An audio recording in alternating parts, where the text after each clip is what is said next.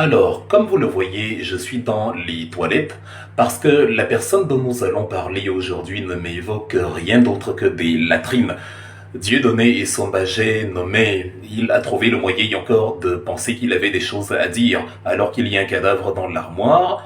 Il a estimé que parce que le robinet qui alimente son pancréas continue encore de couler, qu'il y avait encore un quelconque moyen pour son chef de s'échapper. Il s'est dit qu'il avait encore des analyses à faire, il s'est dit qu'il pouvait encore produire quelque chose de consistant. Vous savez, quand l'estomac, quand la vache continue, quand on a l'impression que la vache continue de produire encore du lait, l'estomac poursuit son gargouillement et on se dit que ce sera toujours comme ça. On ne constate pas que bientôt les vivres seront coupés et que les périodes de vache maigre s'annoncent et que ce sera très chaud. Et puisque Monsieur Dieudonné et son ne réalise pas que il sera bientôt en chômage, qu'il est déjà d'ailleurs en chômage technique, il continue de penser de s'accrocher mordicus à quelque chose à laquelle aucun esprit sensé ne croit encore à l'heure actuelle, à savoir l'innocence de son homme, de son chef. Il continue de se réveiller le matin en se disant que les policiers, les gendarmes et tous ceux qui ont témoigné et tout ce qu'on a auditionné sont des crétins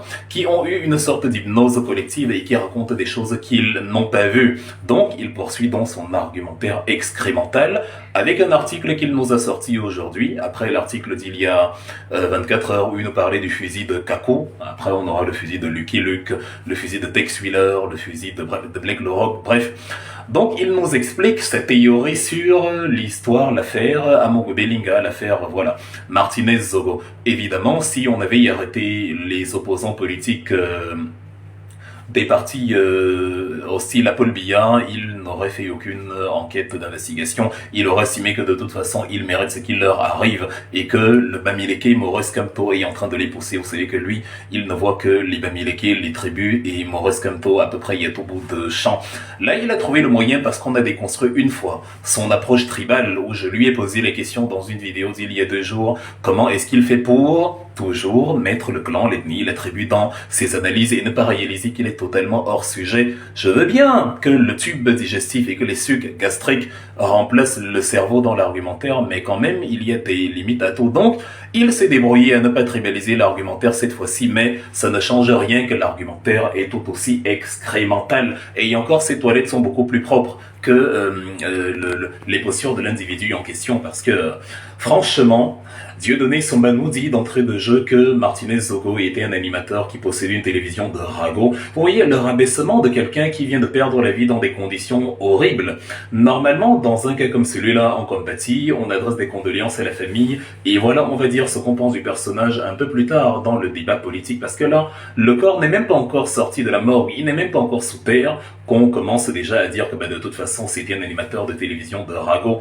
C'est exactement le délire que monsieur Emmanuel Sadi nous a pondu il y a quelques jours, où il nous disait dans son communiqué que, au demeurant, il faut que les journalistes respectent la déontologie journalistique. En gros, de toute façon, il colportait des ragots, donc s'il lui est arrivé ce qui lui est arrivé, pourquoi pas? Donc, comme j'ai dit toujours que les asticots, les cafards n'aiment que les mauvaises odeurs, évidemment, qui se ressemblent s'assemblent, et vous avez donc une coproduction latriniale de 2 individus sinistres qui ne savent pas compatir sur le décès d'un individu assassiné lâchement et de manière horrible par le gang de malfrats qu'ils soutiennent, qui les rémunèrent et qu'ils rémunèrent. Donc, il nous dit d'entrée de jeu qu'il colportait des ragots et que les ragots, justement, faisaient plaisir au petit peuple qui trouvait dans la vie luxueuse de ces gens-là, de ces hommes d'affaires-là, la source de leur malheur. J'ai envie de dire à Dieu donner son mais oui, évidemment. Mais attendez, évidemment que les hommes d'affaires en argent public sont la source des malheurs des populations. Aujourd'hui, il y a la problématique du carburant. Le carburant augmenté, la vignette automobile augmentée, le permis de conduire, le timbre fiscal, tout augmenté. Pourtant, il y a des individus qui se lèvent le matin, j'ai donné 400 millions à ta copine, j'ai donné 200 millions à tel, j'ai donné 1 milliard ici et là, en argent public. À travers les lignes dont ils ont bénéficié, on se rend compte que cet argent aurait eu un meilleur usage si on avait subventionné non seulement les prix du carburant en eux-mêmes, mais entre autres la réhabilitation de la Sonara qui depuis 2019, après le fameux incendie, est devenue inopérante et qui aurait permis au Cameroun de raffiner quand même son brut parce qu'on est un pays qui possède de grandes réserves de pétrole et qui se retrouve à souffrir de la pénurie de pétrole comme la France, l'Italie, l'Espagne, l'Allemagne, des pays qui n'ont pas de réserves pétrolières. Donc, évidemment que la vie de ces hommes d'affaires est la source des malheurs du bas peuple, et c'est d'ailleurs pour ça que le bas peuple se réjouit de leurs arrestations, même si Dieudonné et Somba, dans son amour pour les toilettes et les fosses sceptiques, estime qu'il est plus intelligent que la gendarmerie, le SET, la police nationale et tous ceux qui ont coffré actuellement le gang autour de l'assassinat de Martinez Zogodon, tous, presque, pratiquement, ont fait des aveux avec des détails d'une précision inouïe.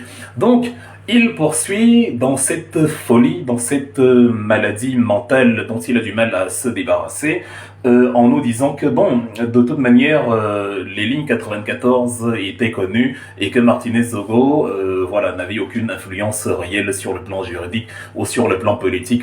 Mais si, en fait, évidemment, si les révélations, le bavardage sur les réseaux sociaux a des incidences politiques et des incidences juridiques.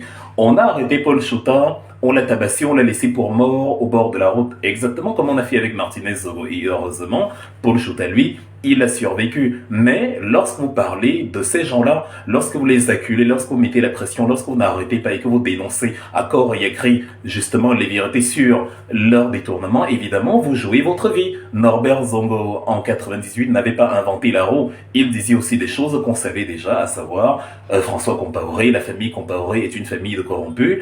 Et voilà, on l'a assassiné. Pourquoi on l'a assassiné? Pourtant, c'est des choses qu'on savait déjà. On l'a assassiné parce que oui, même si on sait déjà, ces gens-là se reposent sur le fait que la pression n'est pas assez grande pour qu'on les coffre. Et quand vous parlez avec insistance et que vous êtes écouté, à un moment donné, vous mettez dos au mur, justement, les commanditaires de tout type de malversation, de prévarication ou le cas échéant, d'assassinat. C'est pour ça que nous parlons, c'est le pouvoir des réseaux sociaux. C'est pour ça que Dieudonné lui-même parle des réseaux sociaux. Sauf que il parle à travers les réseaux sociaux, sauf s'il croit que il a révolutionné le monde et que ce qu'il dit n'est pas connu, je ne sais pas. Donc, les journalistes Paul Chouta, Martinez Zogo, Norbert Zongo, J.P. Remingo, dans tous ceux qui parlent et qui dénoncent font un travail excellent qui met très mal à l'aise justement les personnes qui sont incriminées, les personnes qui sont fustigées dans ces analyses-là. Et évidemment, quand on le fait, on risque sa vie. C'est pour ça d'ailleurs que nos familles nous disent en Afrique, ne parle pas, on va te tuer. Pourtant, ce que je dis n'est pas quelque chose qu'on ne sait pas. Mais on va quand même me tuer parce que j'en parle et parce que j'alerte l'opinion et parce que plus j'en parle, de plus en plus de gens sont au courant et voilà, on risque de les coffrer. Et donc voilà, ça n'explique, ça ne justifie, ça n'explique rien du tout. Ça ne dédouane en rien du tout celui qui remplit ton pancréas. Donc, et pour les lignes 94, 65 et tout, il y a peut-être rien de nouveau sous le soleil pour toi, mais pour le bas peuple, les Camerounais déjà, je peux dire que 99,99% de ceux qui m'écoutent actuellement n'étaient pas au courant de l'existence de la ligne 57. On connaissait la ligne 65, on connaissait la ligne 94, mais on ne connaissait pas la ligne 57, dont Martinez Zogo nous a apporté des suppléments d'enquête en disant qu'en fait, il y a des circuits, il y a plus de circuits que vous croyez sur le braquage de la fortune publique, ce qui explique que des gens comme Jean-Pierre Amourou Belinga ont autant d'argent. Monsieur Dieudonné Essomba estime que son chef n'est pas le coupable pendant que Martinez Zogo lui-même, avant de mourir, nous a dit que c'est lui le coupable et pendant que le cadavre dans l'état où on l'a retrouvé nous raconte justement qui sont les coupables.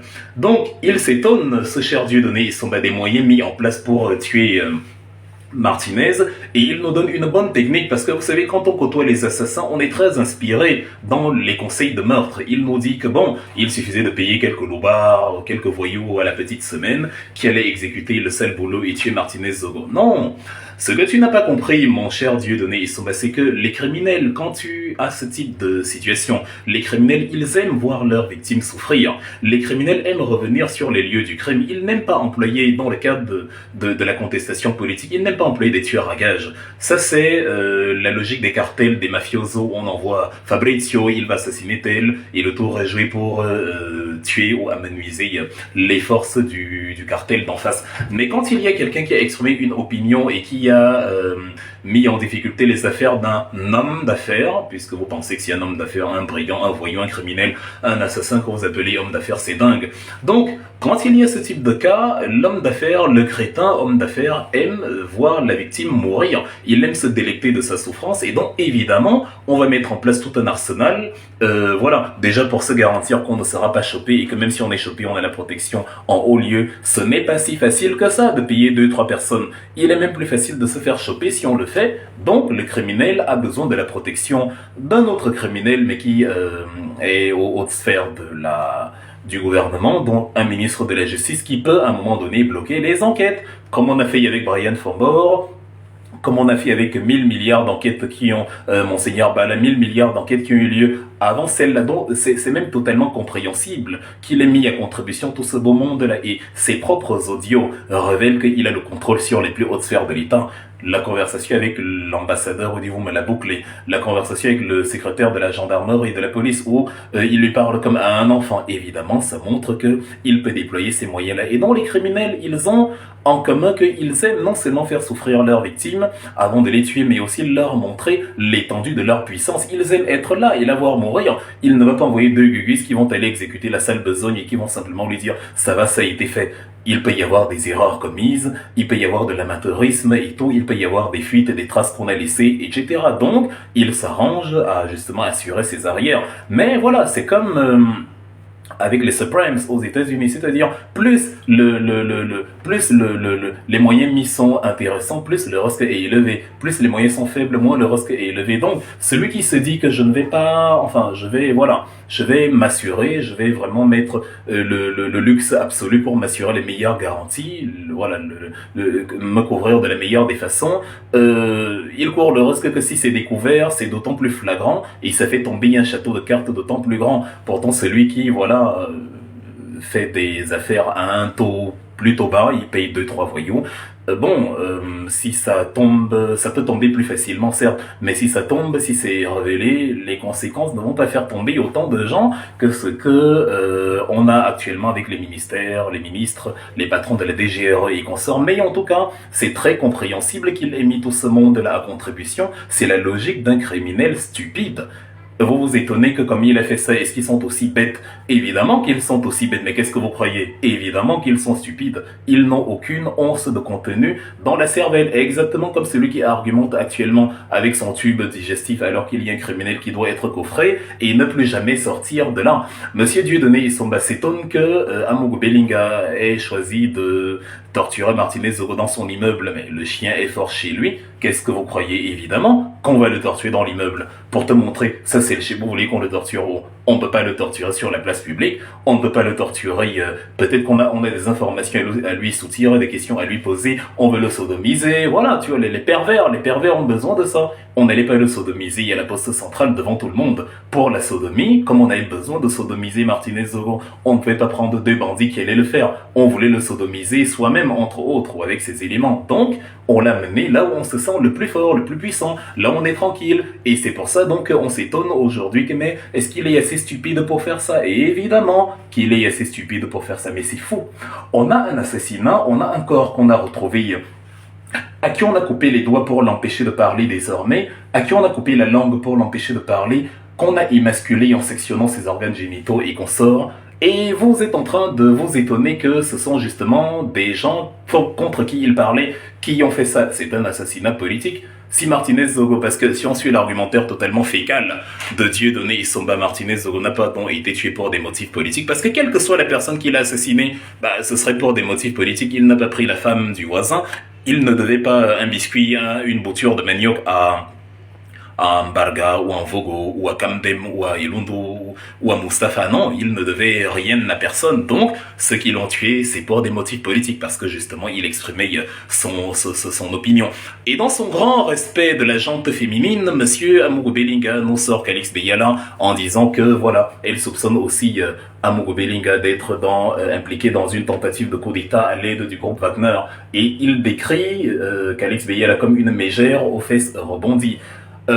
J'aimerais te dire merci, Calix Beyala. C'est-à-dire, quand tu as fait ton revirement à 180 degrés, je t'ai appelé Soline de Tarse en essayant de voir si, sur le chemin de Damas, le soutien que tu avais avec ce gang de malfrats tu avais réellement retrouvé sur ce plan-là la lucidité de te dire que ce sont des malfrats ou si tu faisais juste semblant. Mais quand je vois ton engagement sur la situation, sur le cas Martinez, franchement, comparé à ceux qui prétendent aimer le pays, le troupeau d'influenceurs, la horde d'influenceurs à la petite semaine que nous avons au Cameroun, là, franchement, tu fais de l'excellent travail et merci de contribuer à mettre la pression comme on est en train de la mettre pour que ces imbéciles soient coffrés pour les siècles des siècles. Donc Dieu donné, ils sont dans... voilà, chasser le naturel, il revient au galop, il a essayé de faire le scientifique, l'analyste et tout, mais ensuite il se perd et il est plus intéressé par les fesses rebondies de Calice Biela que par l'assassinat de Martinez Zogo. C'est pour ça que eux aussi là-bas, là, ils étaient intéressés par les fesses rebondies de Martinez Zogo et c'est pour ça qu'ils l'ont sodomisé. Ils sont très portés vers les fesses des gens, ces gens-là, les criminels et leurs amis. Donc, ce n'est que sur la fin que Monsieur Dieudonné Somba se souvient que, ah tiens, il faut dire mes condoléances et chercher que, encore qu'il ne l'a pas dit. Il dit, il faut chercher, enfin, il faut dire que je veux la justice pour Martinez et tout. En toute fin de texte, tout en disant que les gendarmes ne doivent pas céder au syndrome de la meute, et ils doivent essayer d'établir des choses de manière claire et crédible. Bon, déjà de 1, on ne cherche pas à ce que le récit sur le crime, l'assassinat de Zoro soit crédible. On cherche à ce qu'il soit clair. On veut la véritable version des faits. Et la version des faits ne cherche pas à être crédible. Quand ce sont des faits, ce sont des faits. Qu'ils soient crédibles ou pas, que vous y croyez ou pas, les faits sont des faits. Si j'ai réussi à sauter d'un immeuble de 8 étages et que je ne me suis fracturé aucun os, bah, si c'est un fait que vous y croyez ou pas, on s'en fout que ce soit crédible ou pas, on s'en fout, j'ai sauté du 8e étage et je ne me suis pas blessé, donc c'est un fait. Maintenant, le syndrome de la meute sera toujours mieux que le syndrome du tube digestif. Le peuple réclame la justice. Monsieur Danoué, qu'on a interrogé, a dit... C'est Monsieur Amougou Bellinga et consorts qui m'ont donné l'ordre. Il y a un autre criminel là dont on va s'occuper très bientôt, Laurent Esso, qui pense qu'on l'a oublié. Non, c'est un gang de malfrats. Je n'ai jamais dit c'est un malfrat. C'est un gang de malfrats et on va s'occuper d'un par un jusqu'à ce que le dernier soit coffré. On aura enfin un pays potable pour nos enfants. Mais vous êtes malade. Vous avez pensé que l'année 2035 ou 2040, quand nos enfants auront 15, 20, 25 ans, sera la même que la poubelle, les latrines dans lesquelles vous nous avez mises? Non, hors de question. Donc, le syndrome du tube digestif, la ventremide, le syndrome du ventre, le syndrome de la faim, le syndrome du ventre vide, le syndrome de l'estomac qui baille, il est pire que tous les syndromes de la meute que vous voulez. La meute réclame justice. La meute a eu un gang de voyous qui les a spoliés toute la vie. Donc la meute réclame justice. Et Monsieur Dieudonné Somba, sans se rendre compte, m'a fait un aveu sur la page de WhatsApp où il me dit ceux qui parleront contre Amougou Bellinga seront battus à mort.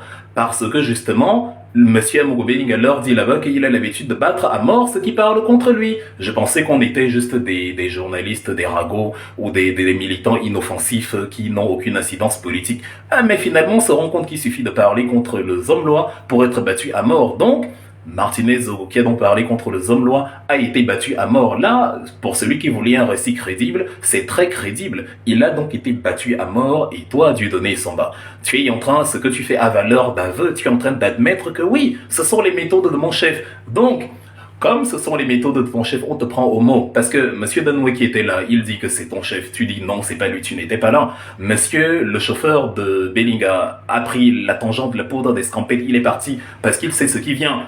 Mais toi, tu dis que non, c'est pas lui. C'est-à-dire, les concernés, ceux qui sont dans l'épicentre de l'affaire, disent que voilà ce qui s'est passé avec la crédibilité que tu recherches. Mais toi, parce que, bon, ça te fait mal que la vache qui te donnait son lait, voilà, est en train d'être coffrée. Évidemment, je peux comprendre, ça fait mal. Mais de la perte de la lucidité, tu vas le payer très cher. Attention à ne pas finir en prison pour association de malfaiteurs, parce que tu joues à un jeu très dangereux. Tu es en train d'énerver le peuple camerounais de plus en plus et, franchement, l'envie de te voir coffrer à ton tour, elle est en train de grandir parce qu'on est en pleine sorcellerie.